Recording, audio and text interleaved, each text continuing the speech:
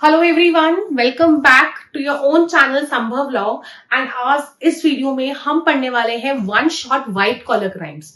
जैसे कि आप सब लोगों को पता है कि एक हफ्ते के बाद ही जस्ट आपका जो एग्जाम है CUET का है एंड CUET LLM जो कि आप Delhi university and BHU etcetera सबके लिए आप देते हैं। Now the question is syllabus बड़ा वास्ट है, कैसे करें, है ना। तो उसमें आपको हेल्प आउट करने के लिए, ये इंश्योर करने के लिए कि हम आपके साथ हैं, हम आपका सिलेबस कवर कराएंगे और हम आपको अच्छे अच्छे मार्क्स जो है सिक्योर कराएंगे। तो यहाँ पे हम डील करने वाले हैं वन शॉट वीडियोस। तो आज जो वन शॉट वीडियो होगी that will be on WCC which is your white collar crime basically. ठीक है, तो उसमें हम एंटायर सिलेबस कवर करेंगे। ऐसी अपडेट्स को जानने के लिए आपसे रिक्वेस्ट है कि आप संभव लॉ के चैनल को सब्सक्राइब कीजिए। इसका यूट्यूब पर भी आप सब्सक्राइब कीजिए और जो आपके टेलीग्राम्स का ग्रुप है उस पर भी आप जाकर इसको सब्सक्राइब कीजिए, राइट, ज्वाइन कीजिए। So now let's start with your this thing, CUET का syllabus which is based upon your white collar crimes. White collar crimes की बात करते हैं। मैं आपको जस्ट 2 to 3 मिनट्स इंट्रोडक्शन में बताने वाली हूं कि जो हम नेक्स्ट 1 या 1.5 आवर पढ़ने वाले हैं उसमें हम क्या क्या टॉपिक्स कवर करेंगे। आप अपना सिलेबस खोल सकते हैं, उसमें अगर आप देखते हैं व्हाइट कॉलर क्राइम्स के बारे में, so there are units are given. यहाँ पे आपको ना यूनिट्स गिवन है एंड यूनिट वाइज मैंने आपको सारा के सारा सिलेबस वन शॉट में कवर कराया है ताकि आपको हेल्प आउट हो सके एग्जाम्स के लिए। क्लियर? ठीक है, आप अपना जो है एग्जाम सिलेबस खोल सकते हैं। And if you see in the unit 1 there is concept, so we have started with the concept only of white collar crime and after that उसके बाद ये बोलता है सोशो इकोनॉमिक अप्रोच क्या है। सोशो इकोनॉमिक अप्रोच क्या है white collar crime की, that also we'll do. Then all the form of the privileged classes. So in all the form of privileged classes, there comes your official, professional, right? Official, professional. Then here land law, labor law, trade union, gender based, like जितने भी हैं सारे we have covered. ठीक है? Then unit 2 is about your only official deviance. So deviance एक आपका important topic बनता है इन व्हाइट कॉलर क्राइम, तो उस पर भी हमने एक्सॉस्टिवली स्टडी किया है। And after that prevention of corruption act. So in this one shot मैंने आपको 3 एक्ट्स पढ़ाए हैं, prevention of corruption act, SC/ST act and Lokpal and Lokayukta act. ठीक, ये प्रॉपरली पूरे एक्ट्स पढ़े हैं एंड पढ़े हैं हमने, एंड बाकी जो जितना जितना रिक्वायर्ड है वो सब किया है। देन यूनिट 3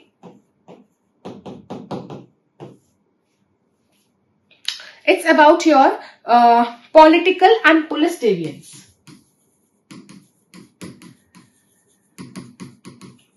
ठीक, एंड हेयर हमने वोरा कमेटी रिपोर्ट भी करा है and here Lokpal and Lokayukta act जो कि 2013 का है।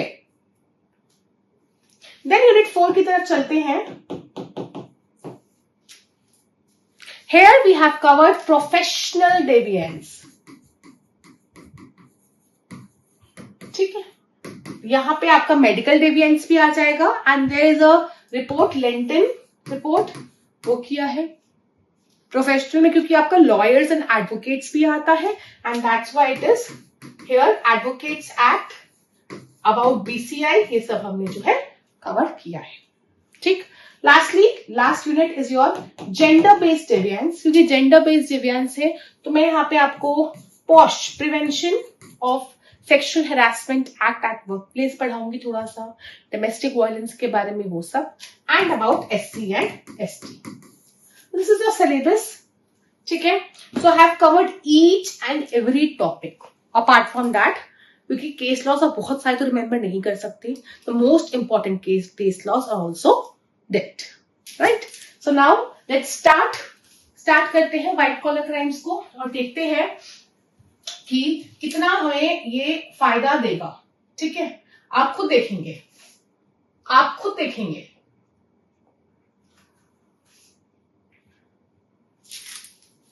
सी आपके सहूलियत के लिए यहाँ पे पूरा की पूरा एक पीडीएफ है. So we will be starting firstly that what is the definition of white collar crime. See, white collar crimes ऐसे crimes होते हैं जो कि employment के दौरान किए जाते हैं, high status people करते हैं and majorly they are linked कुछ पैसा कमाने के चक्कर में. ठीक. So here see the concept of white collar crime found its place in criminology for the very first time.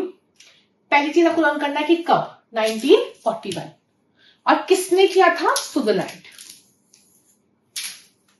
ये ठीक है. एंड हेयर नाउ कैसे कैसे क्राइम्स होते हैं देखो. सब कुछ पैसे से लिंक्ड होगा, सब कुछ एम्प्लॉयमेंट के दौरान वो क्राइम हो रहा है एंड वो जो क्राइम्स है इसलिए हो रहे हैं क्योंकि वो हाई लेवल पोजिशंस पे है. क्या कर रहे हैं कि आप मिसरिप्रेजेंटेशन थ्रू फ्रॉडलेंट एडवर्टीजमेंट्स कर रहे हो, पेटेंट का चुराना कर रहे हो, कॉपीराइट को चुरा रहे हो, ठीक है, ट्रेडमार्क को चुरा रहे हो, then profit and loss balance sheet सब में पैसे से रिलेटेड है, सब में एम्प्लॉयमेंट से रिलेटेड है, हाई स्ट्रेटा पीपल कर रहे हैं. आफ्टर दैट ना आपसे true false type assertion reasoning type में पूछ सकते हैं that what's the difference between the blue collar crimes and the white collar crimes. So जो ब्लू कॉलर क्राइम्स होते हैं ना वो ऐसे पीपल करते हैं जो अपना फिजिकल स्ट्रेंथ यूज करते हैं, अपनी ताकत यूज करते हैं. But in white collar crime आप अपना दिमाग यूज करते हो. लाइक आप जब हैकिंग करते हो, ब्लैकमेलिंग करते हो, आप दिमाग यूज करते हो ना कि कैसे कैसे करना है. तो that is your white collar crime. And blue collar crime जब आप मारपीट कर रहे हो, physically you are using, that is your white collar crime. Blue collar crimes refer to people who work physically using their hands, whereas white collar crime refer to the knowledgeable works who use their knowledge to commit the crime. ठीक है. अब इसके बाद ना हम चलते हैं towards the types. देखो ये सब ना आपने पढ़े हुए हैं. बैंक फ्रॉड, ब्लैकमेल करना, ब्राइबरी आपने आईपीसी में पढ़ा है, काउंटरफीटिंग, क्रेडिट कार्ड का चोरी करना, एम्बेजलमेंट, थेफ्ट एक्सटॉर्शन पढ़ा है, ठीक है, फॉर्जरी, देन लार्नेसीज थेफ्ट, है ना. इनसाइडर ट्रेडिंग, जब कंपनी के अंदर लोगों को पता होता है कि कौन से शेयर्स लेने हैं कब और कौन सी नहीं, और वो इंफॉर्मेशन सर्कुलेट हो जाए अपनों में, and that is insider trading. Money laundering, ठीक है. इसके बाद हम चलते हैं towards the classification. So that is not very important for purpose of your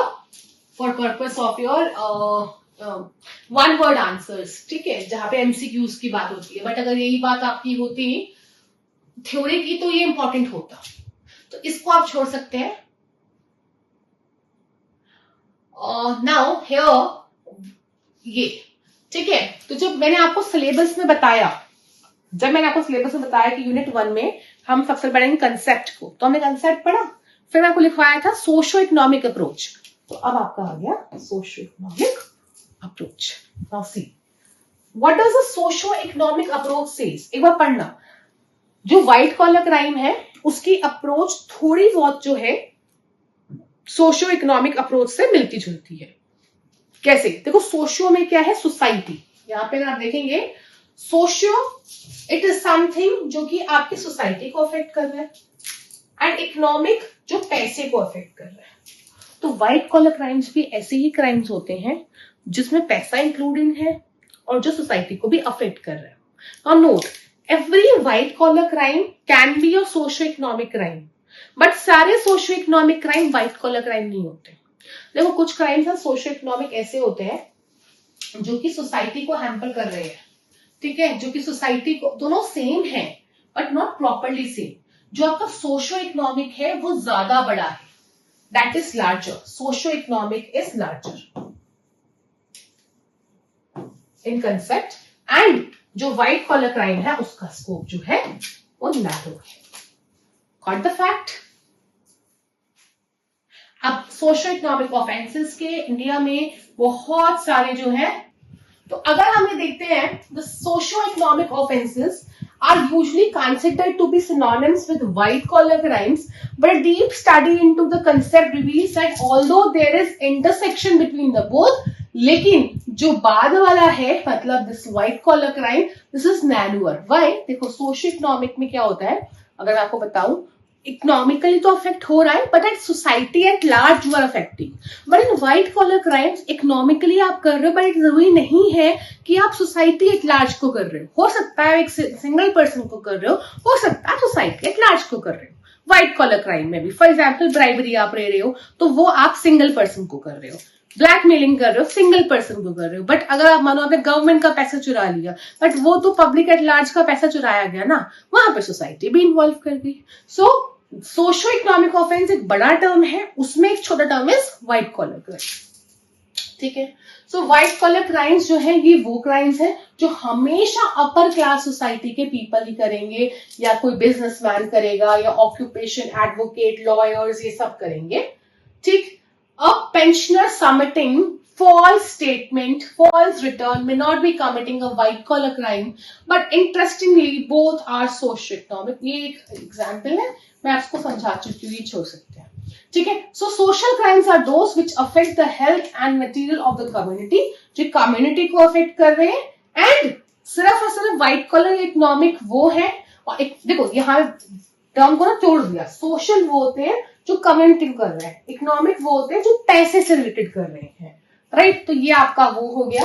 and now socio economic offences के we have a lot of examples, and ये सारे के सारे व्हाइट कॉलर क्राइम्स में भी आते हैं। एक चीज ध्यान रखना, व्हाइट कॉलर क्राइम्स जो आपके हैं वो कहीं ना कहीं सोशो इकोनॉमिक ऑफेंसेस भी होते हैं।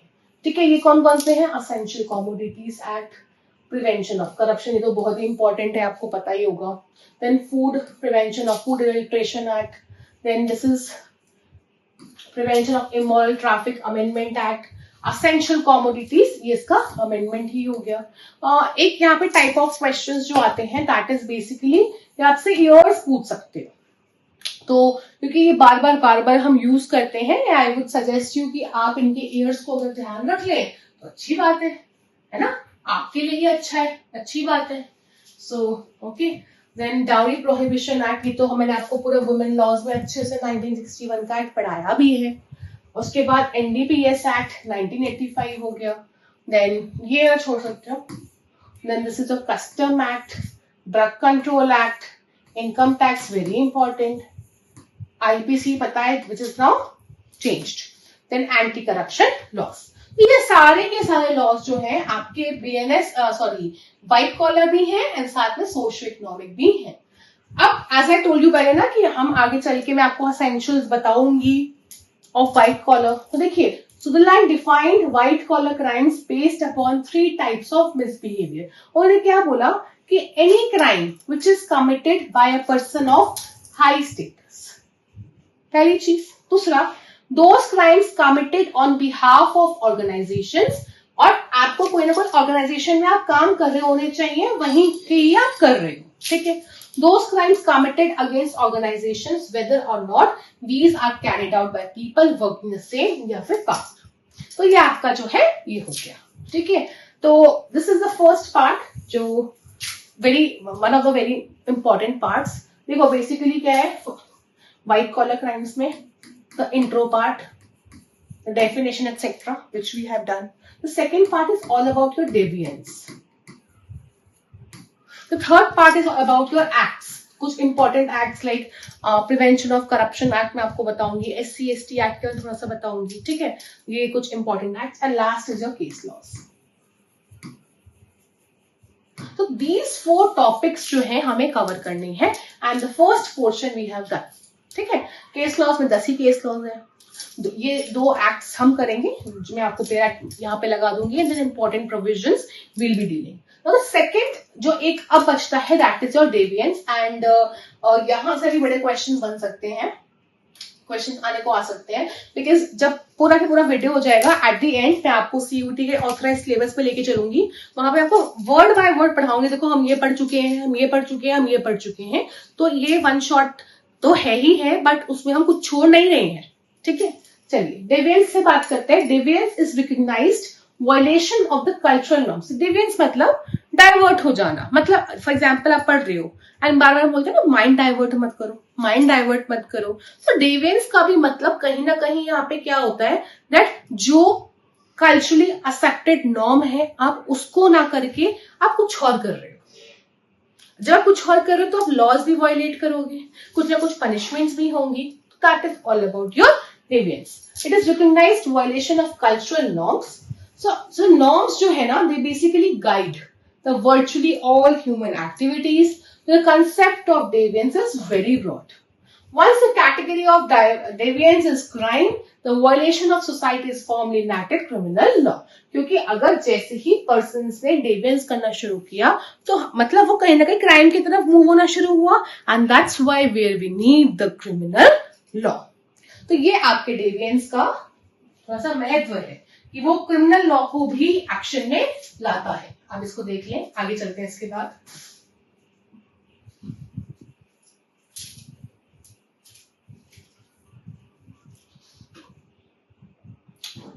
So deviance is always a matter of difference. Difference हुई ना कि जो बाकी सब लोग कर रहे हैं, जो एक्चुअली में एक्सेप्टेड नॉर्म है, आप उससे अलग कर रहे हो. मैं क्यों समझा रही हूँ, क्योंकि डेविएंस से पक्का मुझे ऐसा लगता है क्वेश्चन आएगा ही आएगा. ठीक है.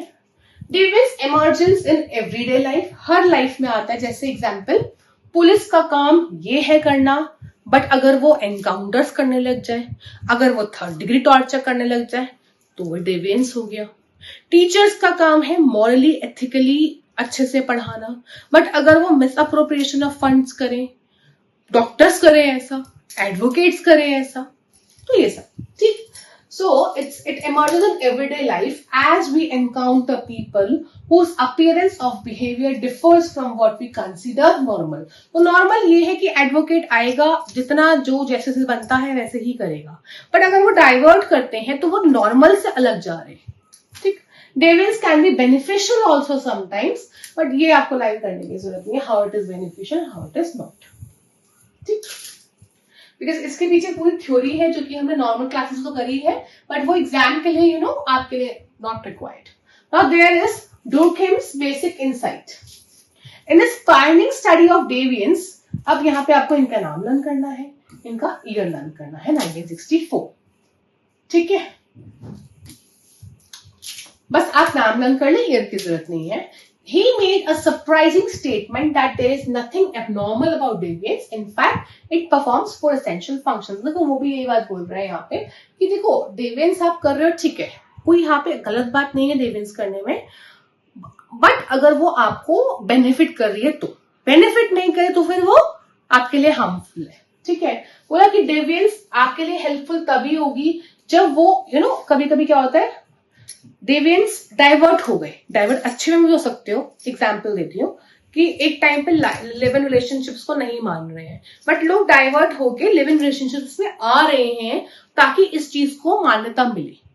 डाइवर्ट हुए, बट यहाँ पे क्या हुआ, एक ऐसी चीज जो कि एक्चुअली में बाकी जगह पे एक्सेप्टेड है, यहाँ पे भी एक्सेप्ट कर ले. ठीक है. तो इट एफर्म्स द कल्चरल वैल्यूज, क्योंकि डेविएंस से इतना लगता है कि कितने लोग डाइवर्ट करके क्या क्या वैल्यूज जो है वो अफर्म करना चाह रहे हैं. Responding deviance clarifies moral boundaries, ये मॉरली भी आपकी हेल्प करता है. ठीक. Then responding to deviance brings the people together and deviance encourages social change. तो आप इसका स्क्रीनशॉट ले लें, इसमें इतना कुछ नहीं है. If you want to study, एक बार आप इसको देख लेंगे. ठीक है. ये आपका थ्योरी में काम आता है, not for the MCQ purpose.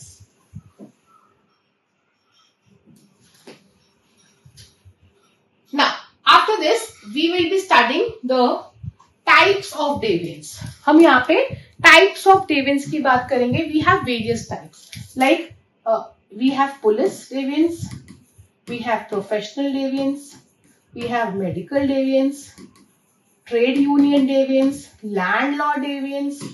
ठीक है. देन प्रोफेशनल हो गया, देन आपका पुलिस हो गया, देन रिलीजियस लीडर्स डेविएंस. आपके सिलेबस में भी बहुत सब जगह पे ये सारे डेविएंसेस गिवन है. One by one in brief we will be dealing all kinds of deviances. Right. देखते हैं डेविएंसेस कौन कौन से हैं, कैसे कैसे हैं, है ना. इसको देखते हैं. चलिएगा.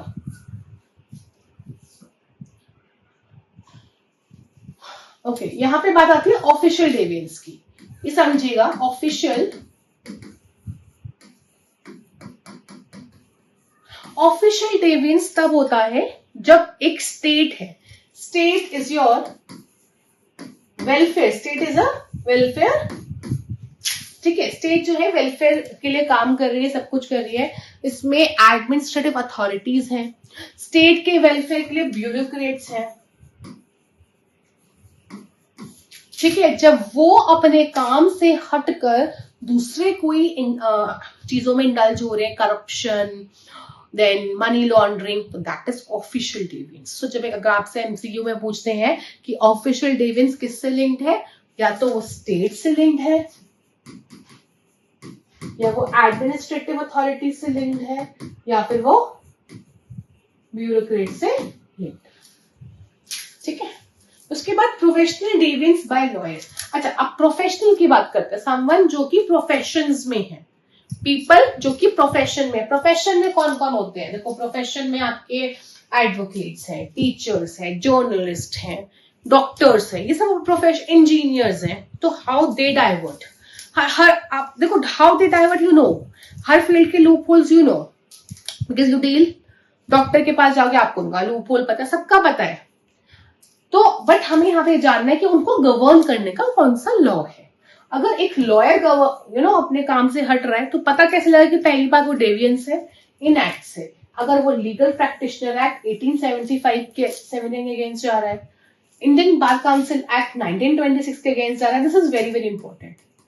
Why it is very very important? क्योंकि आप सबको पता है कि अभी इस पे जजमेंट आया था बहुत अच्छा वाला, एडवोकेट्स एक्ट 1961। ये हो गया।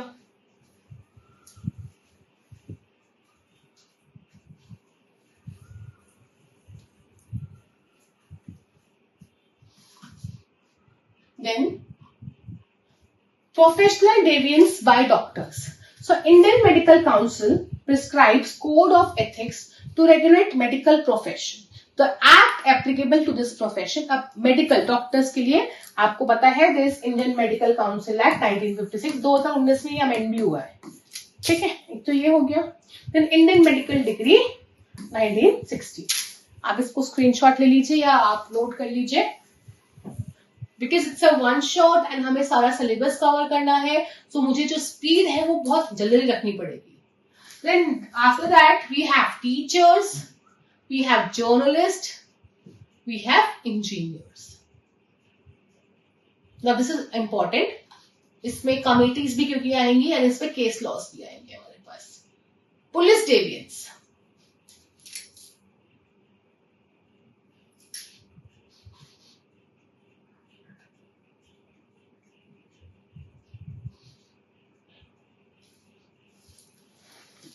now police deviance occurs when the law enforcement officers behave in a manner that it is inconsistent with officers' legal authority, organizational authority and standards of ethical conduct. देखो police डेविएंस में क्या होता है, police लोग क्या करते हैं, they do third degree torture,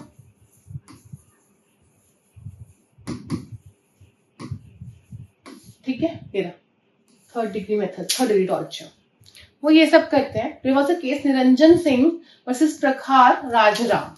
Supreme Court had held that police instead of being protector of the law, उनको तो लॉ को प्रोटेक्ट करना चाहिए, वो क्या कर रहे हैं, लोगों को फियर एंड टेरर में डाल रहा है। क्या होता है, आप बस ये सुनो कि पुलिस ने ऐसा कर दिया वैसा, मतलब पुलिस आ गई है, अपने आप डर पैदा हो जाता है, अपने आप ही जो डर है पैदा हो जाता है। क्या होता है कि छोटे बच्चे को बोलते ना खाना खा लो ना पुलिस आ जाएगी, बिकॉज पुलिस, और हम भी ऐसे हैं, कार में जा रहे हैं, अगर हल्का सा भी कुछ भी हो सकता है, बहुत बड़ा कुछ गलत ना कर रहे हो, बट छोटी मोटी चीजें से करते हैं सब लोग, है ना, और पुलिस आ जाए एकदम डर जाओगे, इतना डर, क्योंकि खौफ बना रखा है पुलिस ने, इतना जज का आपको खौफ नहीं होगा जितना पुलिस का खौफ होगा। सो उनका डेविएंस पहले तो कैसा है, थर्ड डिग्री टॉर्चर करते हैं, उसका मैंने आपको केस बताया। दूसरा केस है सहेली versus commissionerate of police. The death of one 9-year-old boy was caused by the police in one of the police station of Delhi. Saheli, the women's civil rights organization, filed a writ for the mother of the boy. The court granted it as compensation. कि क्योंकि वो गया illegally गया है ना, arrest हुआ etcetera हुआ, वो नहीं मिल रहा था, एंड दैट्स व्हाई उसको कंपनसेशन मिली. Rape and other related forms of gender based aggression by the police. Police और क्या करती है, जैसे रेप कर देती है, ठीक है, अदर जेंडर बेस्ड छेड़ाछाड़ी कर दी. Then this is one more important, encounters. Fake encounter बड़ा सुना होगा ना आपने.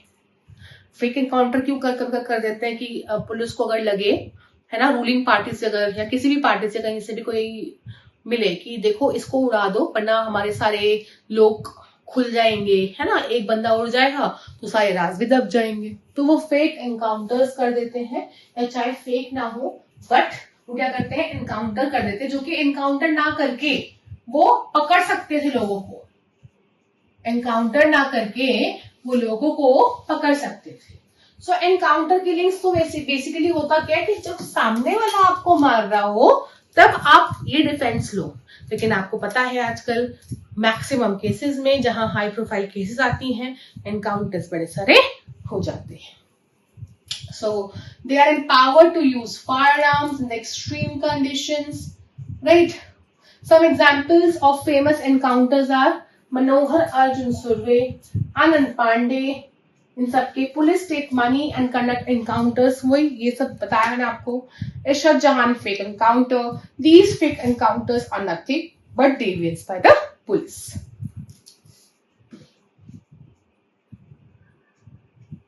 Political deviance and NN Vohra Committee report introduction. So this political deviance is a broad concept less frequently invoked than the concept of the political.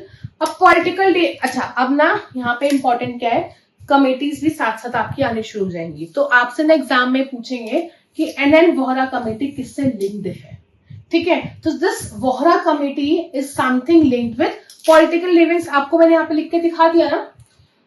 तो here what actually was held in the Vohra committee, bomb blast हुए थे that shook the Bombay on this particular date, कि it involved various criminal gangs, police, custom officials as well as political people. So यहाँ पे जब ये ऐसा bomb blast वगैरह हुआ तो एक कमीशन बनाया गया था, वो कमीशन वोहरा कमीशन था. That's why Vohra commission something which is linked to political deviance. ठीक है, ये किससे लिंक्ड है, पॉलिटिकल डेविएंस से लिंक्ड. उसके बाद चलते हैं संतनाम कमेटी रिपोर्ट, इसका ईयर 1963. ये आपकी पार्लियामेंट्री कमेटी है. पार्लियामेंट्री कमेटी का मतलब होता है पार्लियामेंट ने बनाई है. And this is linked with eradicating corruption, corruption को हटाने में, ठीक है. करप्शन या फिर आप विजिलेंस भी मान सकते हैं.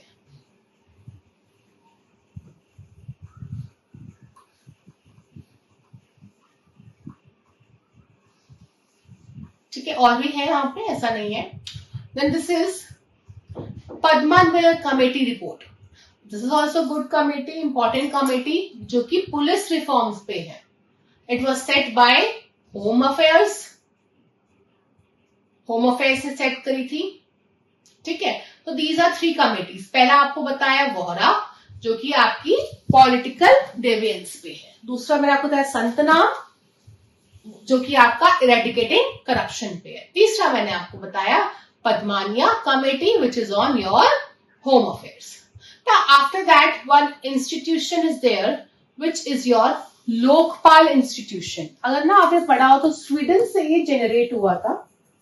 This Lokpal, it's derived from the Sanskrit word लोका. लोका का मतलब पता है पीपल, पाल मतलब पालना, केयर टेक करना, ठीक है. तो ये भी ऐसे करते हैं कि जो भी गवर्नमेंट ऑफिशियल्स हैं एक्सेट्रा है, उनकी टेक केयर करते हैं कि वो किसी भी करप्शन रिलेटेड एक्टिविटीज में इन्वॉल्व ना हो. So as I was telling you about Lokpal and Lokayukta act 2013, है ना.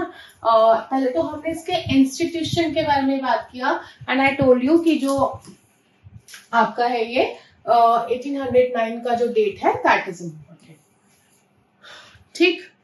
ओके, ना इसके आगे चलते हैं. लोकपाल एंड लोकायुक्ता एक्ट 2013, ये एक्ट के बारे में बात करते हैं.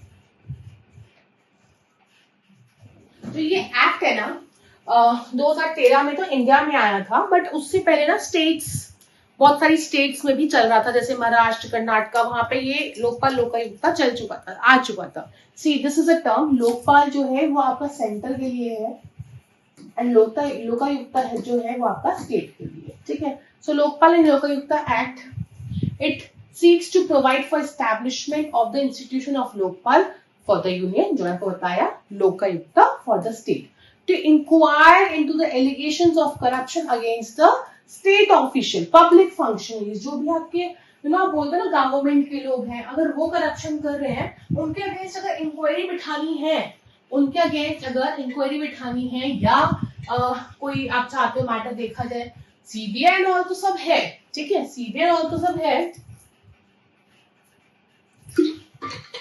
बट ये स्पेशली इसके लिए है ताकि हम पब्लिक फंक्शनरीज का करप्शन जो है देख सके। The act this extends to whole, क्योंकि 2019 के बाद जम्मू कश्मीर पर भी एप्लीकेबल हो गया था। बट ये जो बिल है ये लोकसभा में कब आया था? सबसे पहली बार 2011 में आया था, ठीक है, टेबल्ड हुआ था एंड 2011 में इसका बिल पास भी हुआ था लोकसभा में, लेकिन उसके बाद राज्यसभा में थोड़े टाइम के बाद आया, बहुत बार आया गया, बिल जो है लैप्स हुआ, आपने कॉन्स्टिट्यूशन में पढ़ा होगा what is lapse of the bill.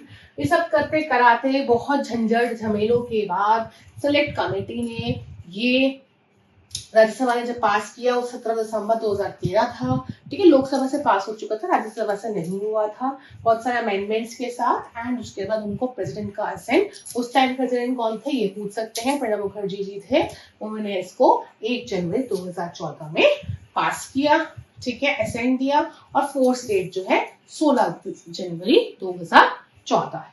तो ये तो है जो है आपका लोकपाल एंड लोकायुक्ता एक्ट। तो मैं जब एक बार ये जो पीडीएफ मैंने बनाई है ये जब हम कंप्लीट कर लेंगे, उसके बाद एक तो मैं आपको प्रिवेंशन ऑफ करप्शन एक्ट के इंपॉर्टेंट प्रोविजंस पढ़ा दूंगी, दूसरा आपको मैं लोकपाल एंड लोकायुक्ता एक्ट और थोड़ा सा बस SC/ST एक्ट के बारे में, हम ये 3 एक्ट्स जो है कवर करेंगे। इसके अपार्ट अगर आपको करना है तो आप खुद कर सकते हैं, कोई नीड बिल्कुल भी नहीं है, ठीक। Next comes deviance in medical profession. अब ये आपके सिलेबस में भी लिखा हुआ है लेंटन कमीशन रिपोर्ट, तो आपसे ये पूछ सकते हैं कि ये रिपोर्ट किस डेविएंस से रिलेटेड है। It is related to medical profession. किस रिलेटेड है ये? मेडिकल प्रोफेशन से रिलेटेड है। अब जो भी आपके डॉक्टर्स है ना, जो भी आपके डॉक्टर्स हैं एंड ऑल,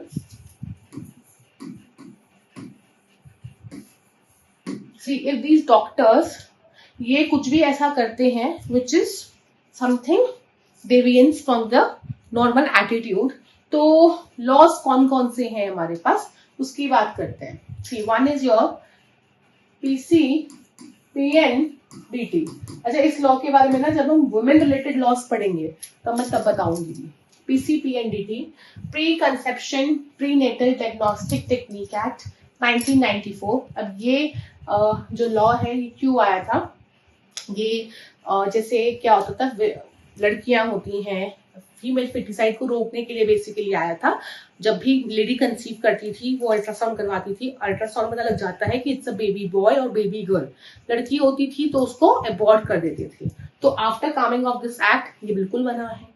तो जब मना है, अगर डॉक्टर्स तब भी बता रहे हैं तो इट इज मेडिकल डेविएंस। क्योंकि डॉक्टर्स को तो देखो वो अल्ट्रासाउंड कर रहे हैं तो उनको पता लग ही जाएगा, by seeing the private parts उनको तो पता लग ही जाएगा। अगर आप सोच रहे हैं कि नहीं पता लगेगा, ऐसा कुछ नहीं है, उनको पता लगना ही लगना है, ठीक है। बट पता लगने के बाद दिस शुडंट टेल द जो उनका पेशेंट है, ठीक है, अपने पेशेंट को नहीं बताना है, दैट्स द थिंग। नेक्स्ट चलते हैं medical deviance and medical termination of pregnancy act 1971। अब देखो ये जैसे अब आपका एबॉर्शन है, abortion is also now illegal.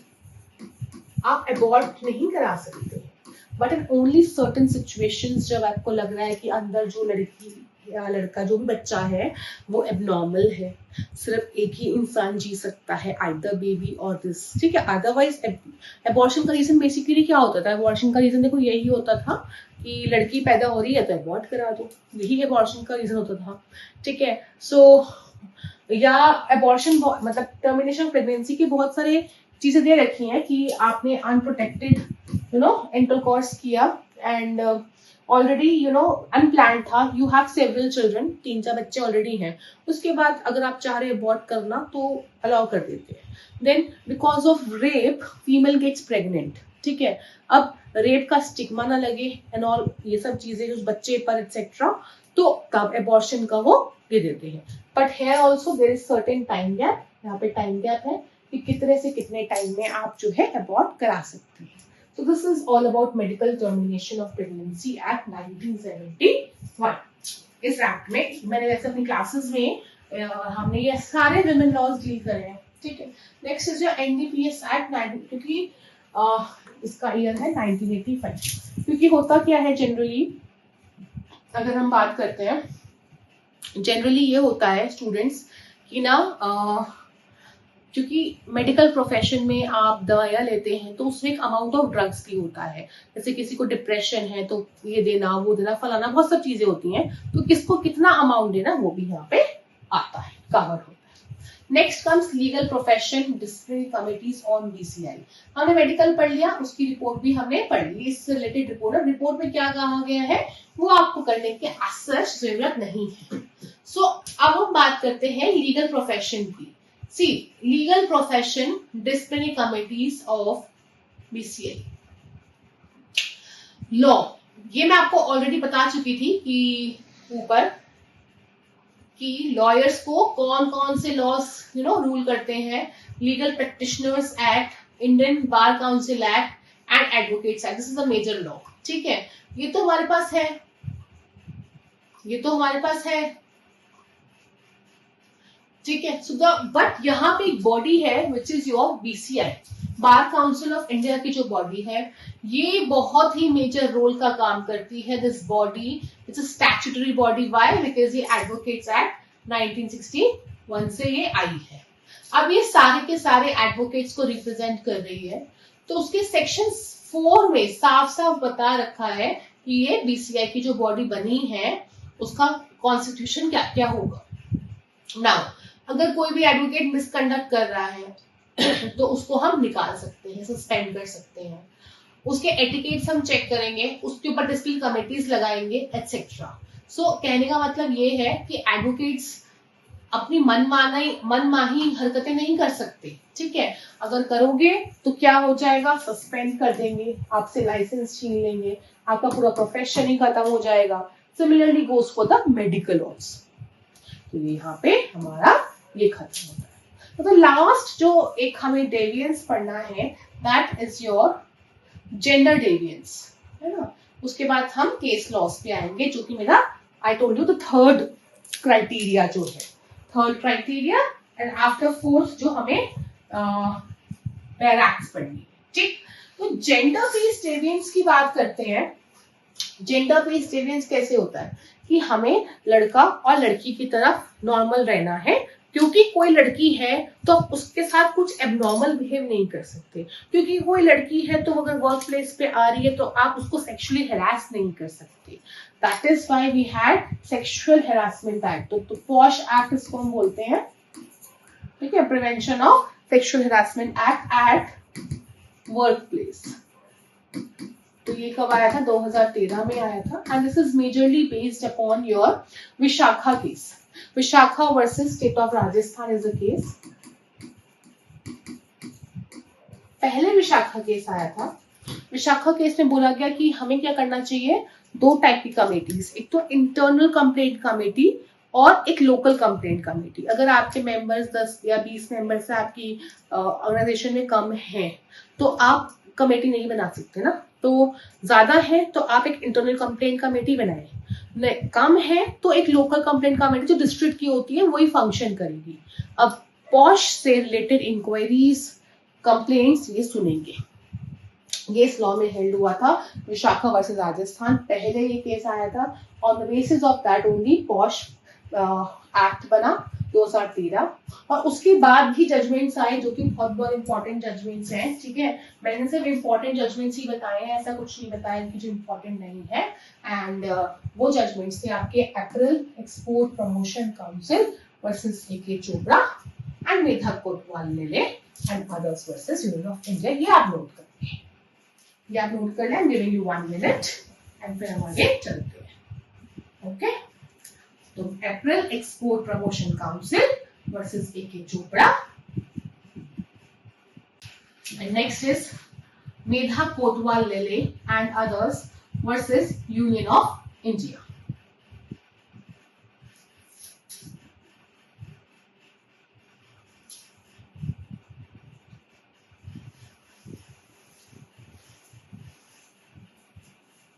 ठीक, और एक आपका यहाँ पे ऑफेंसेस है SC/ST के अगेंस्ट भी। क्या है SC/ST? अगर कोई ऑर्गेनाइजेशन में काम कर रहे हैं उनकी तरफ अलग व्यवहार, अलग बर्ताव होता है। मैं आपको ये एक्ट भी पढ़ाऊंगी तो इसलिए डिटेलिंग में हम ये वहां पे पढ़ेंगे। अगर आप देखें हमारे पास कॉन्स्टिट्यूशन में भी इसके आर्टिकल्स हैं। We have the articles of it in our constitution as well, right? ठीक है, सो द मेजर इनैक्टमेंट्स जो है इसके, that is protection of civil rights act 1955 and your SC/ST act, इसके बाद जो 1989 का है ना। जुडिशियल एटीट्यूड, जुडिशियल एटीट्यूड से मतलब ये है कि इस पे जो हमारे केस लॉस है, जस्ट अ सेकेंड, या तो ये आप लिखते रहे। I am just dictating. Subramanian Swamy versus doctor Manohar Singh. ये आपका प्रिवेंशन ऑफ करप्शन एक्ट के ऊपर है।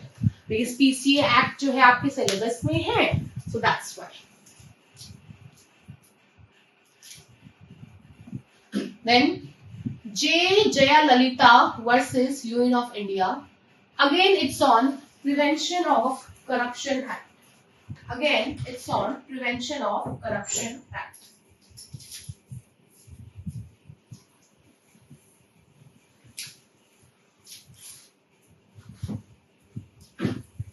Then Ali Mustafa Abdul Rahman Musa versus State of Kerala. NDPS, Narcotic Drugs and Sacred Substance, जो मैंने आपको किस तरह बताया था, मेडिकल डेविएंस में। मेडिकल डेविएंस में मैंने आपको ये बताया था।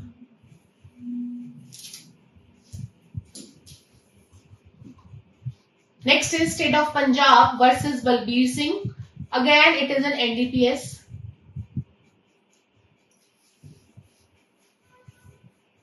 नाउ वी आल्सो हैव थोड़ा सा IT लॉ का भी है।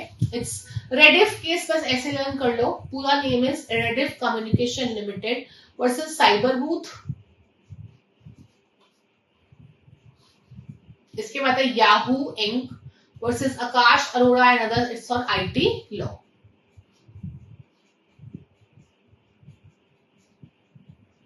ये दो केसेस जो है ये WCC पर ही है कि व्हाइट कॉलर क्राइम्स की डेफिनेशन पर, बस, ठीक है, किसी लॉ पर नहीं है। It's State of Gujarat versus Mohanlal Jitamalji Porwal and other. After that, Mohammad Gyasuddin versus State of Andhra Pradesh. And this is also on white collar crime. Rajendra Prasad versus UP.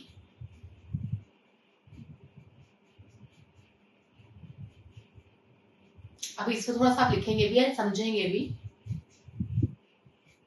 Because आपको पूरी screen लिखनी चाहिए, इसलिए मैं हट गई हूं आगे से। C ITO versus Gopal Dhamami. Here it was observed that in serious economic and anti-social white-collar crimes, the rule should be jail and not bail. अब देखो क्या है, जब मैं आपको बेल पढ़ाती हूँ, जब मैंने आपको CRPC में बेल पढ़ाया था, तो आपको मैंने कहा कि देखो द रूल इज बेल, कि अगर कोई भी ऑफेंस हुआ है तो बेल आपको कहीं ना कहीं राइट की तरह मिल जाती है इन bailable offences, and non bailable में description of the court. But normal rule is justice Krishna Iyer ने भी कहा था कि बेल है। लेकिन जो आपके व्हाइट कॉलर क्राइम्स होते हैं, है ना, जो भी सीरियस ऑफेंसेस होते हैं, यहाँ पे जो रूल है वो बेल नहीं है, वो क्या है, वो जेल है। ठीक, उसके बाद next is GBS Omkar versus Sri Venkateswara university.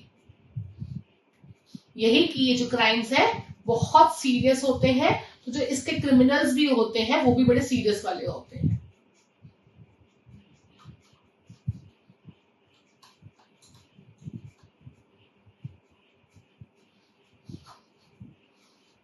ठीक,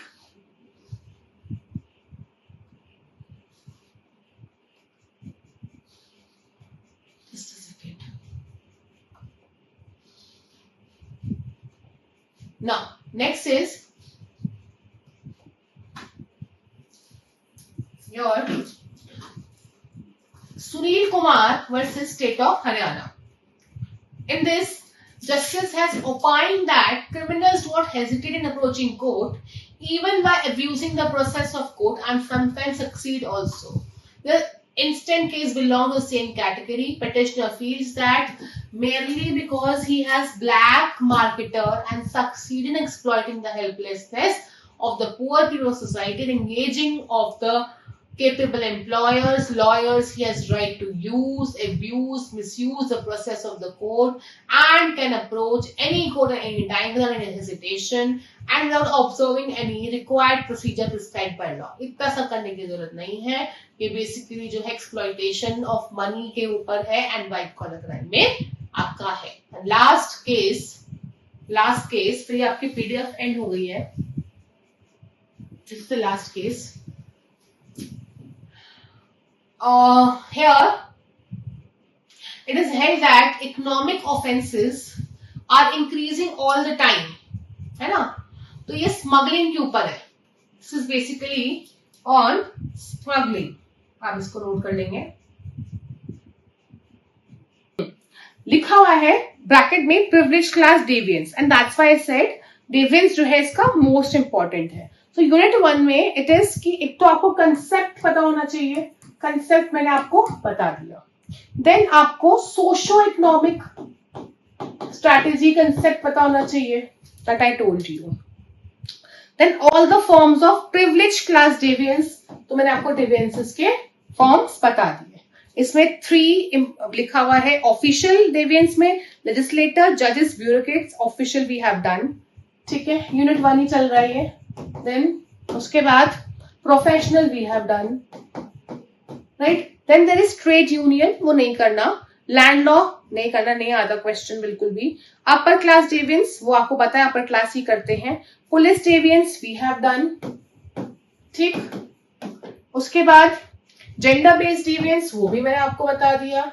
and then deviance by religious leaders and organisations, इसमें क्या होता है, जैसे लीडर्स मिल जाते हैं एंड वो एक अलग एक्टिविटी करते हैं, उससे रायट्स हो जाते हैं। तो यहाँ से कोई केस वगैरह नहीं आते, इसलिए I have skipped. So unit 2 is your official deviance and prevention of corruption act, and इसीलिए मैं आपको इसके आगे ये एक्ट पूरा पढ़ाऊंगी बिकॉज यहाँ से प्रॉपर एक्ट लिखा हुआ है तो आ सकता है, ठीक है। Now unit 3 is your police and politician deviance, हम कर चुके हैं, right. After that Vohra committee, वो भी मैंने आपको बता दिया। और उसके बाद Lokpal and Lokayukta institutions, but मैं आपको लोकपाल लोकायुक्ता एक्ट भी थोड़ा सा बता दूंगी बिकॉज ये एडमिन लॉ का भी पार्ट है, ठीक है। Next comes your unit 4, professional deviance done, medical profession done. Then Lentin commission, मैंने आपको बताया था मेडिकल के साथ लेंटिल कमीशन रिपोर्ट आएगी, बता दिया। Then committee of bar council of India, वो भी तो सब हो गया यूनिट 4 में भी। देन यूनिट 5 पे आ जाए, gender based deviance done. Sexual harassment ये एक्ट पूरा के पूरा हम उसमें करेंगे भी विमेन रिलेटेड लॉज में, इसलिए मैं इसको यहाँ पे नहीं कवर कर रही हूँ। फिर offences against SC and ST, तो यहाँ पे मैं आपको एससी एसटी एक्ट भी बताऊंगी। तो ये 3 एक्ट्स के अलावा मैंने आपको केस लॉज बता दिए और जो सिलेबस है पूरा एंटायरली वी हैव डन, कुछ भी छोड़ा नहीं है स्टूडेंट्स, कुछ भी छूटा नहीं है। अगर आप सोचे छूटा है, नहीं, ठीक।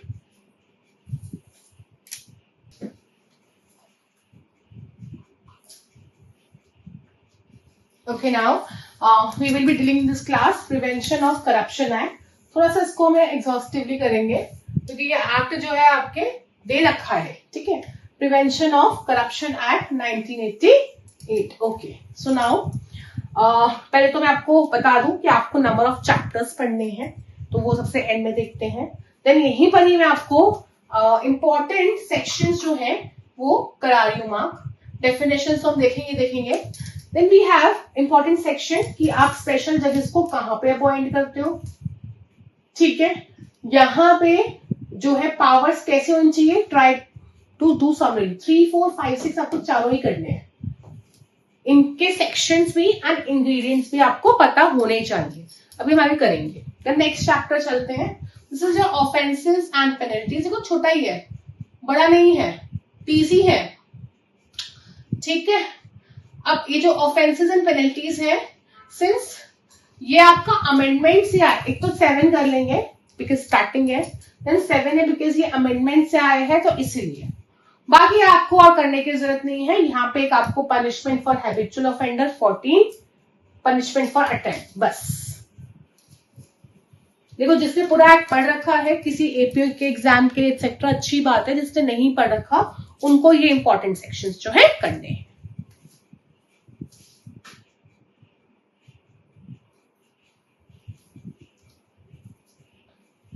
इन्वेस्टिगेशन, क्योंकि ये अमेंडमेंट से आया है एंड यहाँ पे पर्सन कौन है 17, तो वो। देन दिस ऑल्सो फॉरफिचर वाला ये अमेंडमेंट से आया है, तो इसीलिए। वैसे तो ये ना भी करे तभी चलेगा। And this last chapter, nineteen, 26, 27, ठीक है। एंड देन रिपील सेविंग का जो एंड वाला पोर्शन होता है वो। तो ये आपका एंटायर मैंने आपको एक्ट में बता दिया क्या करना है और कैसे करना है, क्या करना है और कैसे करना है।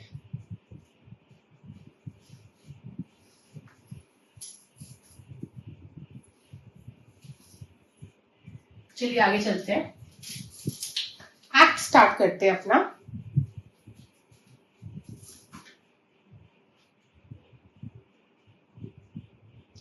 See, this act is called as Prevention of Corruption Act।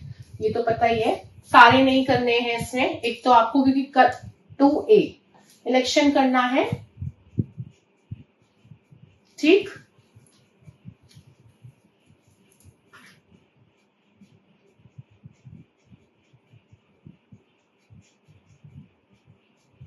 Then public servant, ऐसे डेफिनेशन सेम है जो कि आपकी बाकी सब में होती है, but if you can learn 2C तो 2C करना है आपको। या देखते रहे।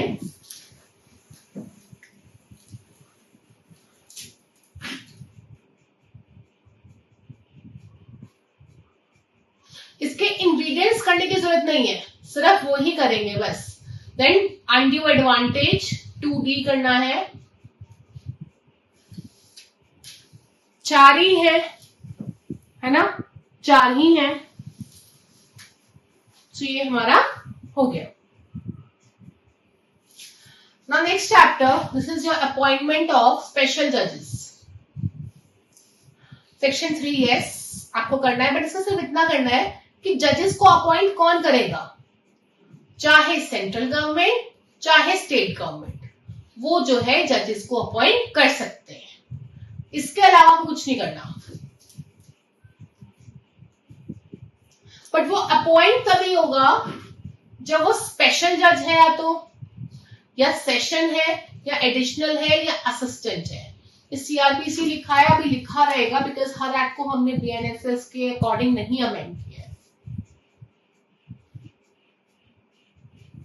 Next, cases tribal by special जज।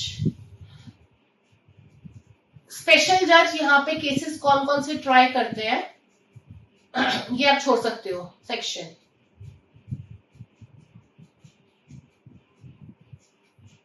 Next is the procedure. Procedure इस स्पेशल जज को जब कॉग्निजेंस लेनी है वो ले सकता है without the accused committed to him for trial. Basically आपको सिर्फ यहाँ पे लर्न करना है कि जो इसके केसेस है, इसका टाइप कैसा है, warrant cases bye magistrate, that's it, और कुछ नहीं करना। और ध्यान से पढ़ेंगे, तभी सब अंडरलाइन करके समझा रही हूं आपको। देन वो कुछ कुछ चीजें जो है समरी भी ट्राई कर सकते हैं, वो आपको सेक्शन 6 में गिवन है, जैसे ये वाले एक्ट के essential commodities etcetera. This is all penalties, as I told you कि एक तो सिर्फ आप 7 कर लेंगे बस, ब्राइब का कहां पे 7 में ये कर लेंगे।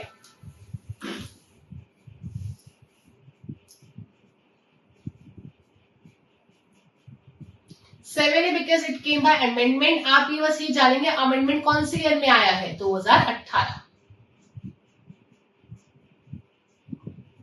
10 14 पे आई टोल्ड यू 14 करेंगे।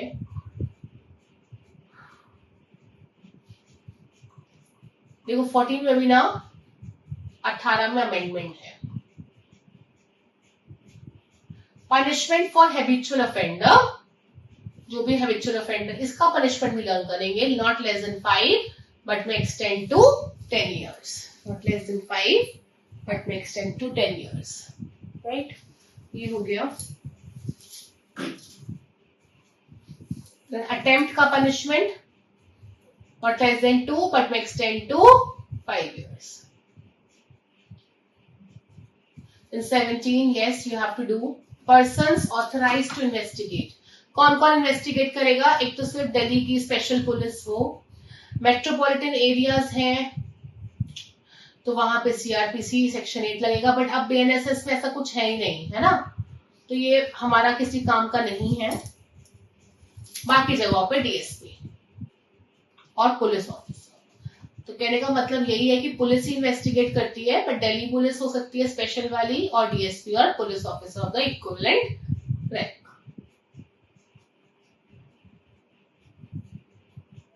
17 है, यू कैन स्किप, ये सिर्फ अमेंडमेंट के चक्कर में कहा था, बट दिस इज इंपॉर्टेंट। ये सिर्फ स्टेट अमेंडमेंट है और जम्मू कश्मीर में ही है। इंपॉर्टेंट इसलिए है कि वहां पे अलग से एंटी करप्शन ब्यूरो को बनाया गया। देखो सीबीआई वहां पे नहीं लगता ना, इसलिए वहां पे इसको लगाया गया, ठीक। और नहीं करने हैं।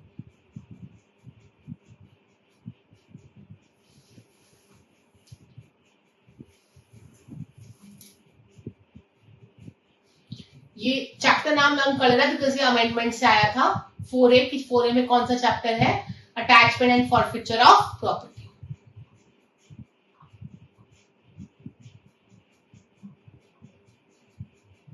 इन 21 में जैसे सीआरपीसी में है वैसे यहीं पे एक्यूज्ड पर्सन ही कॉम्पिटेंट विटनेस है।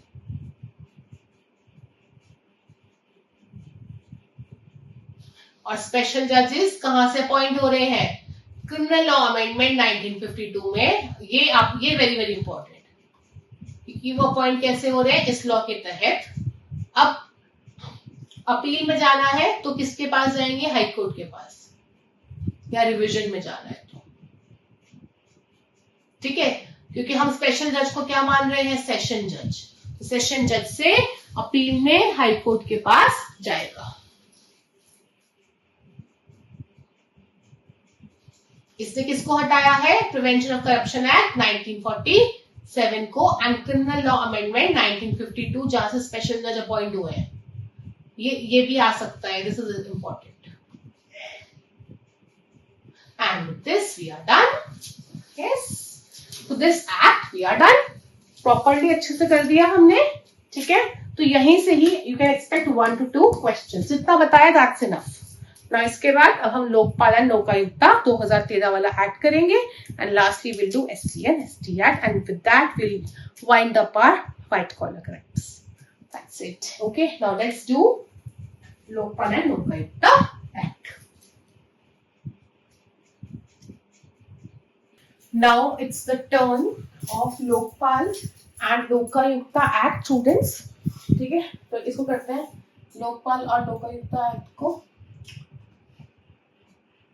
फटाफट ही करेंगे, कुछ ज्यादा इसमें कुछ नहीं है। एज आई टोल्ड यू, तो आप ये लर्न कर लेंगे। 1 जनवरी 2014 में आया था।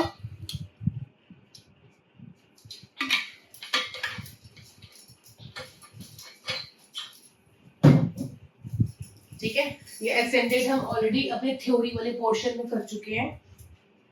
आफ्टर दिस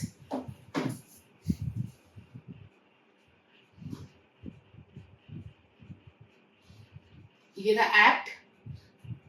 ये इंपॉर्टेंट है कि ये सिर्फ और सिर्फ पब्लिक सर्वेंट्स, चाहे आउटसाइड इंडिया, बट वो पब्लिक सर्वेंट्स इंडिया के होने चाहिए, उस पर अप्लाई करते हैं। कभी कभी होता है ना, इंडियन के पब्लिक सर्वेंट्स को हम बाहर भेज देते हैं।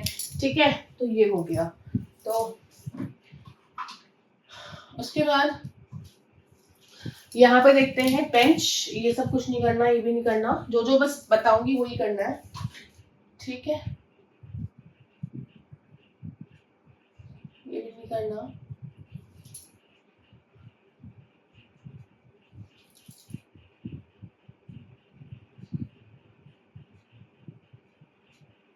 ये करना है सेक्शन 3 कि लोकपाल कहाँ पे बना है, वो सेक्शन 3 में बना है। ठीक है, लोकपाल में एक चेयरपर्सन होगा जो कि हमेशा ही या तो सीजे ऑफ इंडिया रह चुके होने चाहिए या फिर सुप्रीम कोर्ट के जज या कोई भी ऐसे एमिनेंट पर्सन।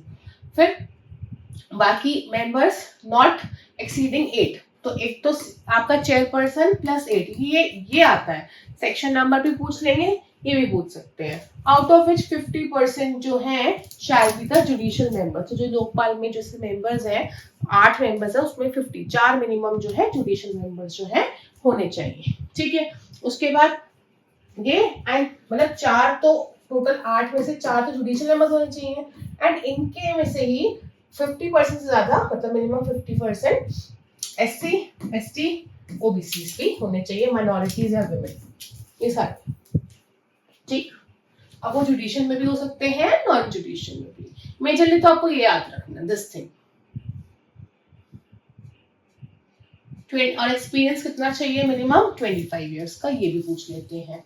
राइट, ये हो गया।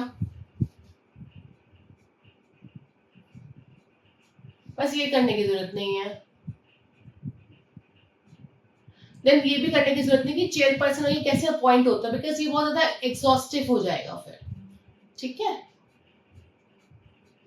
दिस इसका सेक्शन नहीं करना, बट आपको टर्म पता होना चाहिए। It's 5 years and attains the age of 70 years.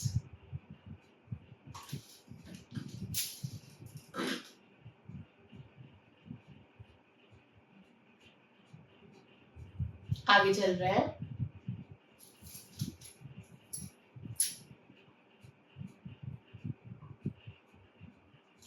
Yes, inquiry wing, ये ना एक कंपटीशन एक्ट में भी ऐसा करके है। एक तो आपको उसका सेक्शन नंबर याद रखना है। ठीक है, इंक्वायरी विंग बनाई जाएगी। कौन बनाएगा, लोकपाल ही बनाएगी। देखो लोकपाल तो एक बॉडी है जिसमें ये मेंबर्स एंड ऑल। ठीक है, जैसे कि जुडिशरी बॉडी हो गई, बट इन्वेस्टिगेशन कौन करता है, पुलिस। यहाँ पे इन्वेस्टिगेशन कौन करेगा, इंक्वायरी विंग। उसके हेड होंगे डायरेक्टर। करना इतना ही है और कुछ नहीं करना, बट ये आपको जो है पता होना चाहिए कि इंक्वायरी विंग होगा सेक्शन 11 में, जिसके हेड कौन होंगे, डायरेक्टर होंगे। ये हो गया। अब आगे नेक्स्ट, इंक्वायरी विंग तो हो गया। फिर हमारे पास एक प्रोसिक्यूशन विंग करके भी आता है। इनके चैप्टर्स भी पढ़ लोगे तो अच्छा है। प्रोसिक्यूशन विंग क्या होता है, जो प्रोसिक्यूशन की हेल्प आउट कर रहा है उनके लिए ना। लोकपाल ही कॉन्स्टिट्यूट करेगा प्रोसिक्यूशन। एक तो बताना चाहिए कि कौन कॉन्स्टिट्यूट कर रहा है, लोकपाल ही कॉन्स्टिट्यूट करे prosecution wing, headed by directorate of the prosecution for the purpose of prosecution of public complaints in relation to complaint with the Lokpal.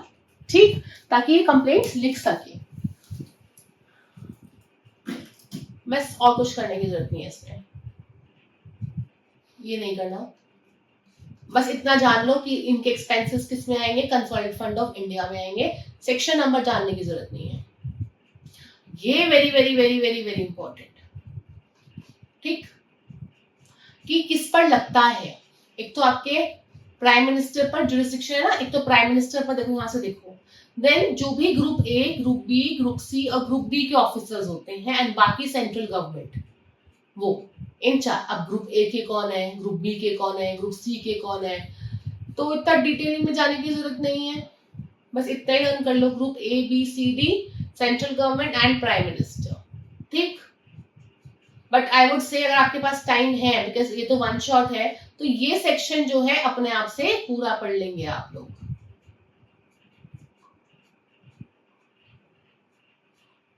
ठीक है। बाकी ये सब नहीं करना, ये भी नहीं करना। सीधा अब हम लोकायुक्ता पे आएंगे। सब लोकपाल का चल रहा है। देन ये मान लेंगे कि पावर्स किस चैप्टर में है, chapter 8। This you will do. इनकी जो होती है सुपरवाइजरी पावर्स होती हैं, डिटेलिंग नहीं करना है।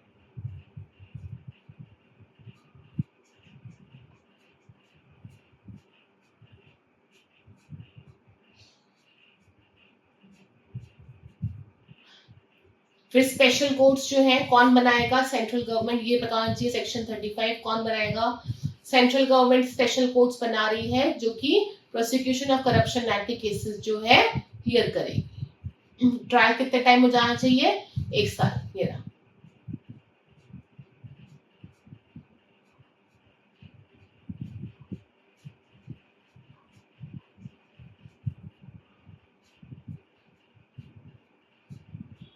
ये थोड़ा सा बड़ा सा एक्ट है, इसलिए मैं आपको थोड़ा सा ऊपर ऊपर से बता रही हूँ।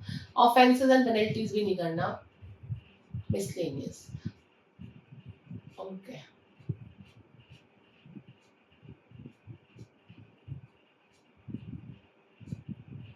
आई थिंक वी आर डन, बस ये रहा लोकायुक्ता। बस एक ना बता दिया गया कि लोकायुक्ता भी होगा स्टेट लेजिस्लेचर के लिए, ऐसे बता दिया गया है कि लोकायुक्ता भी होगा स्टेट लेजिस्लेचर के लिए। ये किस सेक्शन में है, 63 में। बस खत्म। उसके बाद आपके पास शेड्यूल है, बस आप ये जानेंगे कि शेड्यूल जो है आपका किस सेक्शन के लिए है, 58 के लिए है। और ये क्या कर रहा है, कमीशन ऑफ इंक्वायरीज एक्ट को अमेंड कर रहा है। फिर किसको, corruption of, prevention of corruption, ये आ सकता है एमसीक्यू में, किस को अमेंड करता है। तो सीआरपीसी को कर रहा है, ठीक है, 3 हो गया। सीबीसी भी है यहाँ पे, हाँ ये रहा। दिल्ली स्पेशल पुलिस एस्टैब्लिशमेंट, ये देन एक पार्ट 1 ये हो गया। टोटल 4 हो चुके हैं, 5वें पे आओ।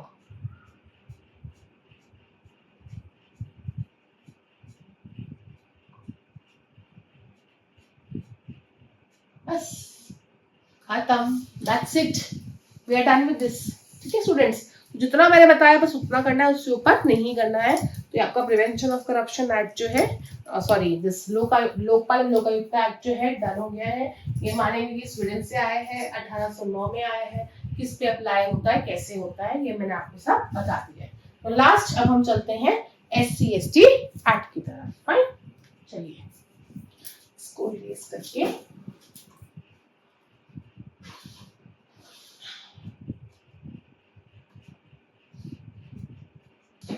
तो ये आपके सामने लास्ट एक्ट, फटाफट 5 मिनट इसको वाइंड अप करते हैं, ठीक है। SC/ST act 1989।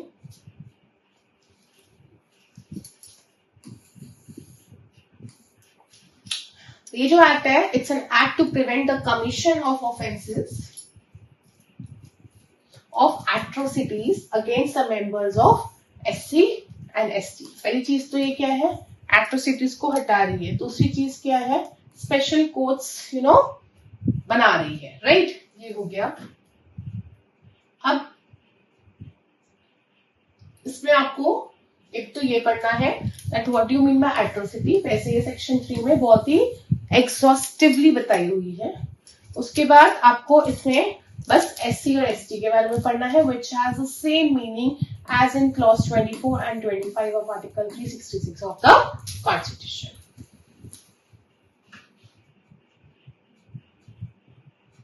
Now section 3 में पूरी की पूरी पनिशमेंट है, but you need not learn the punishment. It says that punishment for the offenses of atrocities. अब atrocities यहाँ पे अलग अलग तरह की होती है, कि बोलते हैं ना कि आप ऐसा नहीं खाओगे, हमारा जूठा, आपका कोई चीज हाथ भी लग गई हम वो नहीं खाएंगे, ठीक है। उनको आप वेस्ट में काम करने के लिए बोले, देन फोर्सिबली उनसे कपड़े धुलवाएं, उतरवाएं, ठीक है, सबके सामने, यही सब। That is an offence which is punishable not less then 6 months but 5 साल तक। ये आपको पनिशमेंट लर्न नहीं करनी है बिकॉज सबकी अलग अलग है, बट इतना जानना है कि ये सेक्शन 3 में हमारे जो है इट्स इन सेक्शन नंबर 3। ठीक, ये हो गया। फिर एनहांस कन्विक्शन भी मिलता है, दैट्स इन सेक्शन 5, ये आप छोड़ सकते हो।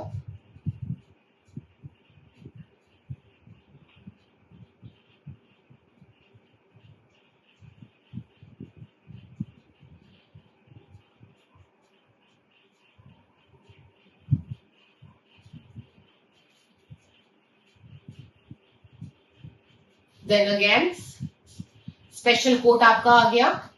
यहाँ पे स्पेशल कोर्ट जो है वो स्टेट गवर्नमेंट बना रही है, ध्यान रखना, और उसमें with the conference of CJ of high court, ठीक, और स्पेशल पब्लिक प्रोसिक्यूटर भी होंगे, उनकी प्रैक्टिस 7 साल तक की होगी।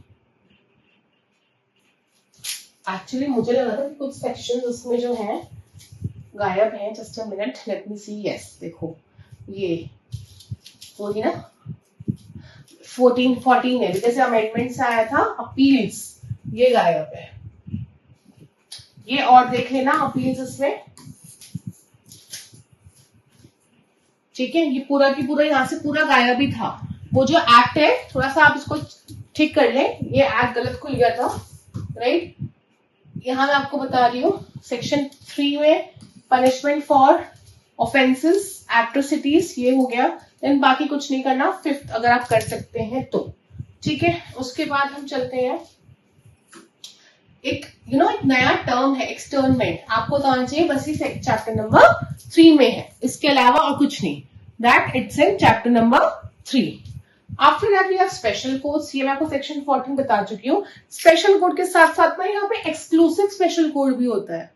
देन अपील का प्रोविजन भी करना है, एंड स्पेशल पब्लिक प्रोसिक्यूटर बताया था, एक्सक्लूसिव पब्लिक प्रोसिक्यूटर भी, ठीक, ये हो गया। And this is also very important, victim and witnesses के राइट्स, अमेंडमेंट्स आया था, इसलिए 15A करना है आपको, बाकी सब सेम है, ठीक है। वो अलग डायरेक्ट खुल गई थी, मैं वही सोच रही, and we have a schedule, so let's see, देख लेते हैं ताकि आपको दिक्कत ना हो। ये ए कर लिया है ना, अब देखो वहां पे अमेंडमेंट नहीं था ना, एक्सक्लूसिव स्पेशल कोर्ट नहीं था, ये आपको करना है, ये सब कुछ नहीं था उसमें, देखो, है ना। और ये आपको अमेंडमेंट्स लर्न करने हैं कि 2016 का मेजर अमेंडमेंट बस वो ही है, उसके अलावा और कोई अमेंडमेंट नहीं है, 2016 का ही मेजर अमेंडमेंट है। देन SC/ST सेम 2C में था, ये हो गया, ये हो गया, सेक्शन 3 वही हो गया, ठीक है। देन 5, उसके बाद जस्ट चैप्टर नेम की एक्सटर्नमेंट्स है, वो स्पेशल कोर्ट्स कौन बनाएगा, as I told you, state government with the concurrence of chief justice of the high court, ठीक है, और वही एक एक्सक्लूसिव स्पेशल कोर्ट भी बनाएंगे, ठीक। ये इंपॉर्टेंट है कि यहाँ जो अपील होगी ये कौन हियर करेगा, हाई कोर्ट, राइट। कितने डेज में, 90 डेज में, ये आपको पढ़ना है, अगेन 90 डेज, अगर फर्दर एक्सटेंड करना है तो 180 डेज, एंड ये तो आप अपील फाइल कर सकते हो, बट ये डिस्पोज ऑफ कितने में होगी, 3 months, मतलब 90 days. India special public prosecutor not less then 7 years, और एक्सक्लूसिव वाला भी नॉट लेस देन 7 years। ये अमेंडमेंट डन करेंगे आप लोग, 2016 का ही है, या इसमें डिटेलिंग्स नहीं पढ़नी कि यहाँ पे विटनेस और विक्टिम्स के राइट, विक्टिम्स यहाँ पे कौन है, SC/ST है, विटनेस यहाँ पे कौन है, वो भी SC/ST है, ठीक।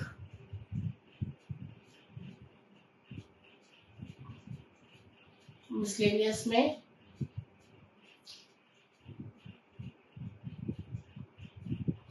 कुछ नहीं करना, स्केड्यूल बताना चाहिए आपको, ये किसके ऊपर है, दिस थिंग, ठीक। Now with this we have ended our entire white collar crimes. Hope ये आपके लिए हेल्पफुल होगा।